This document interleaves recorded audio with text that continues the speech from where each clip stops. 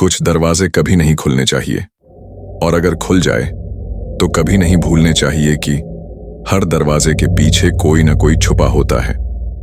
उत्तर प्रदेश के फैजपुर गांव में एक पुरानी हवेली है, जहां पिछले 40 सालों में कोई भी रात नहीं बिता सका, जिंदा नहीं। कुछ कहते हैं वहां एक जिन्न रहता है जो इंसानों के मन में उतर जाता है, उनके डर में नहीं, उनकी चाहतों में छिपा होता है। और इस बार एक शहर से आया नौजवान अपनी जिज्ञासा लेकर उस दरवाजे के पीछे चला गया, जहां हर सवाल का जवाब मौत नहीं, कुछ और था। उत्तर प्रदेश का एक पुराना गांव फैजपुर, जहां वक्त जैसे थम सा गया था। चारों ओर हरियाली, मिट्टी की खुशबू और साइकिल पर चलता वक्त। पर इस शांत माहौल में एक जगह थी जिसे लोग पास से गुजरने से भी कतराते थे। गांव के पश्चिम छोर पर स्थित रफीकट हवेली। यह हवेली बरसों से वीरान थी। पेड़ों की जड़ें इसकी दीवारों में समा चुकी थीं, छतें गिरने को थीं और हर कोना जैसे कोई राज दबाए बैठा था। गांव के बड़े बूढ़े कहते थे कि यह हवेली अब किसी और की है, इंसानों की नहीं रही। डॉ.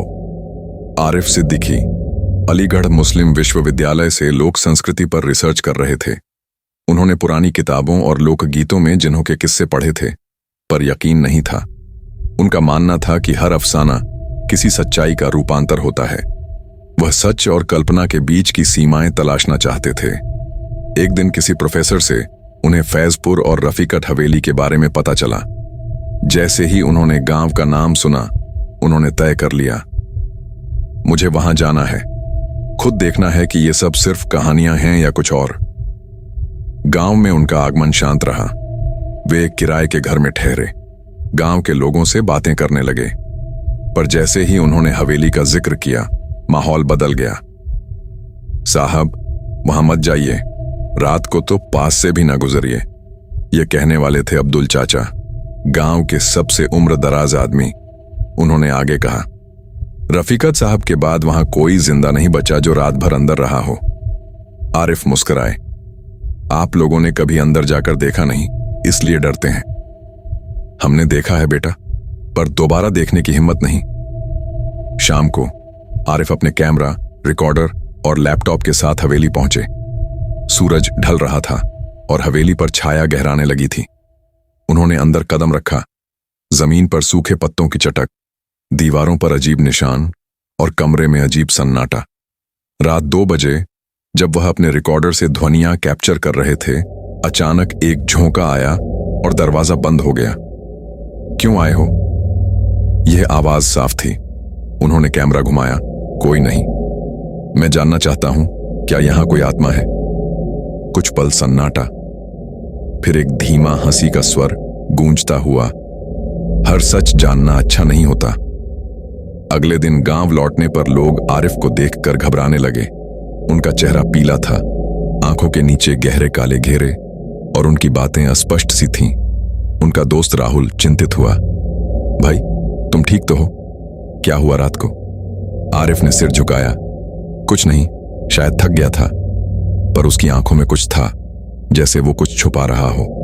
रातों को वो फिर हवेली जाने लगा। हर बार कुछ नया रिकॉर्ड करता, किसी के चलने की आवाज, दरवाजों का अपने आप खुलना बंद होना, आईनों में परछाइयां। आरिफ अब बात बात पर गुस्से में आने लगा था। वह अकेले रहने लगा, मुस्कुराता कम, बुदबुदाता ज्यादा। राहुल एक दिन चुपके से उसके पीछे पीछे हवेली गया। वहां उसने जो देखा, उससे उसके रोंगटे खड़े हो गए। आरिफ आईने के सामने बैठा था और आईने में उसका प्रतिबिंब एक और चेहरा था। चेहरा विकृत, आंखें लाल, और वो मुस्कुरा रहा था। तू क्या देख रहा है? आईने वाले अक्स ने राहुल से पूछा। वह कांपता हुआ भाग खड़ा हुआ। अब्दुल चाचा और गांव के मौलवी हाफिज उस्मान को बुलाया गया। मौलवी साहब ने एक नजर में जान लिया, यह किसी सामान्य प्रेत की बात नहीं है, यह एक इफरीती जिन्न है। यह इंसानों की इच्छाओं से खेलता है। लालच, घमंड, भय, यह सब इसकी ताकत है। उन्होंने कहा कि जिन्न ने आरिफ की जिज्ञासा को हथियार बनाया है। वह उसे ज्ञान और रहस्य का लालच देकर धीरे धीरे उसकी आत्मा को ग्रस रहा है। अब जिन्न ने सिर्फ आरिफ तक खुद को सीमित नहीं रखा था, गांव में अचानक घटनाएं होने लगीं। बच्चों का गुम हो जाना, पशुओं की मौत, घरों में खिड़कियों का अपने आप खुलना, महिलाओं को नींद में चलना। लोग एक दूसरे पर शक करने लगे। कई तो गांव छोड़ने को तैयार हो गए। एक दिन मौलवी साहब ने ऐलान किया, हमें जिन्न से सामना करना होगा, वरना यह पूरे गांव को निगल जाएगा। एक गुरुवार की रात को पूरे गांव के लोग मस्जिद में जमा हुए। वहां कुरान की आयतें पढ़ी गईं।